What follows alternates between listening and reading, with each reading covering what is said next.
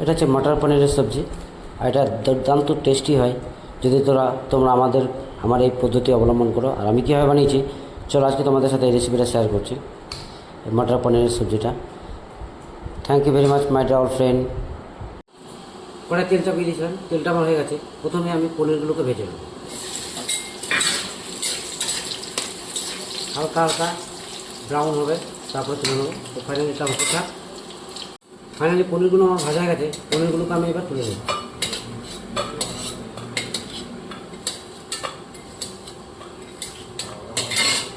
তেলটা আমার রেডি আছে। অবশিষ্ট তেলটাতে আমি ফোড়ন হিসেবে দারচিনি দিয়ে দিচ্ছি। এটা হচ্ছে তেজপাতা, অল্প একটু জিরে আর দুটো এলাচ টুকরো এর মধ্যে অ্যাড করে দিলাম। এবার এই তেলটাকে কিছুক্ষণ হতে দেবো।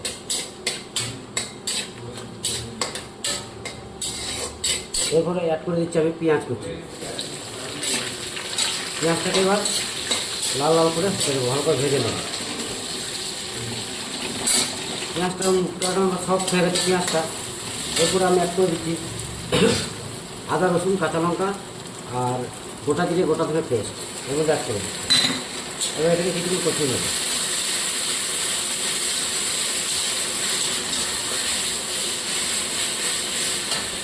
অ্যাড করে দিচ্ছি হলুদ গুঁড়ো 1 চামচ আর অল্প একটু লঙ্কা গুঁড়ো দেবো, কেননা কাঁচা লঙ্কা ঝাল ব্যবহার করেছি তো। আর দিয়ে দিচ্ছি 2 দানা চিনি, আর দিয়ে দেবো স্বাদ অনুসারে লবণ। এবার এটাকে খুব সুন্দর করে কষিয়ে নিতে হবে। আর দিয়ে দেবো অল্প একটু জল, যাতে মশলাটা আমার না পুড়ে যায়। এবার মশলাটা খুব সুন্দর করে কষিয়ে নেব। করে দিচ্ছি টমেটো পেস্ট। এবার এটা খুব সুন্দরভাবে কষিয়ে নেব। কিছুক্ষণ কষতে থাকবে তখন, যাতে কাঁচা গন্ধটা চলে যায় মশলা, ততক্ষণ পর্যন্ত আমি এটাকে কষিয়ে নেব। অ্যাড করে দিচ্ছি অল্প একটু টক দই। এবার এটাকেও খুব সুন্দর করে কিছুক্ষণ কষিয়ে নেব। তাহলে মশলাটা আমার কপা রেডি হয়ে গেছে। এরপর আমি অ্যাড করে দিচ্ছি মটরশুঁটি, সেদ্ধ করে রাখা মটরশুঁটি,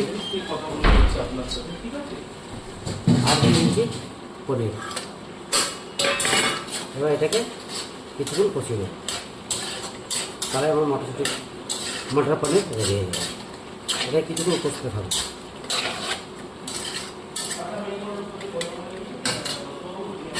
ফাইনালি আমার কিছুক্ষণ কষিয়ে নিয়েছি মটর পনিরটাকে। এবার অল্প একটু জল দিয়ে হালকা অল্প একটু গ্রেভি বানিয়ে নেবো। এটা গরম জল ইউজ করছি, তোমরা ওখানে ঠান্ডা জল ব্যবহার করতে পারো। ব্যাস